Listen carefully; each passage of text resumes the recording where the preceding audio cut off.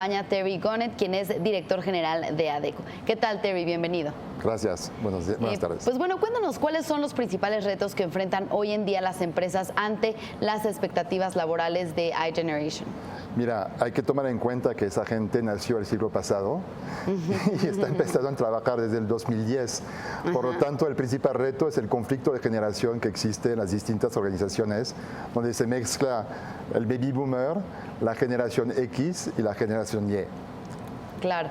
Estaba leyendo en este reporte que ustedes sacaron que 83% de la iGeneration señala que el principal motivo por el que elegirían un trabajo sería porque les permite desarrollarse profesional y personalmente, encontrando el salario en un segundo plano.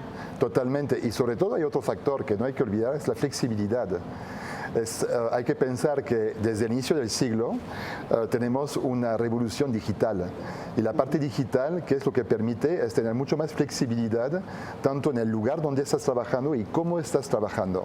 Así que estamos pasando de una generación anterior que trabajaban hasta las 8 de la noche calentando silla y de repente te topas con gente que pueden trabajar en cualquier lugar, en el gimnasio, en la casa, en el restaurante, directamente con su iPhone. Ese es un punto fundamental para entender qué es lo que está esperando la generación precisamente Y, los millennials. ¿Cómo fue la metodología de este estudio? ¿A cuántas personas entrevistaron? ¿De qué sectores? Sí, entrevistamos a 300 personas de sectores completamente distintos. Ok, y de diferentes edades también. Totalmente. ¿No? Bien, otra cosa que leía de este estudio es la permanencia en los trabajos. Cada vez es de menos tiempo. Bueno, cada vez en el caso de los millennials, sí. Digamos que la permanencia no supera los 3 años, lo que es muy distinto con lo que va a pasar en el futuro, que son los centennials, que son los que precisamente se van a insertar próximamente en el mundo laboral y ellos están buscando algo muy distinto, que es más bien la permanencia. ¿Cuál va a ser el principal choque? ¿Cuál crees que es el principal choque entre la generación de millennials, de centennials y la generación Z? Yo creo que en este momento el principal choque es la capacidad de las organizaciones en poder adaptar los procesos al mundo digital. O sea, en el caso de México, somos un país bastante avanzado en la parte digital, pero no tanto como países, por ejemplo, como Estados Unidos o la Unión Europea. Así que yo creo que esa parte, la parte digital, va a ser el principal foco.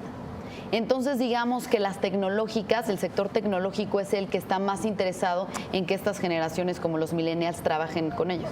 Sí, o sea, yo creo que todo tipo de sector está interesado en la parte tecnológica, pero efectivamente no es por nada que las compañías más admiradas por los millennials son Google o Microsoft.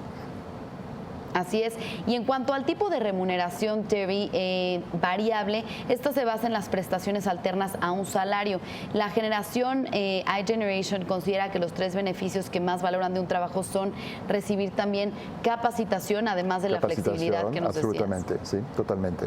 Y en cuanto a esta parte de los salarios, el salario es algo secundario. Lo que importa para ellos es el ambiente laboral y qué tanto aprenden para poder venderse a otro empleo.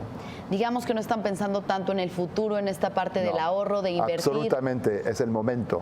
O sea, todo lo digital es ahorita, en este momento, lo que puedo aprender y lo que yo valgo.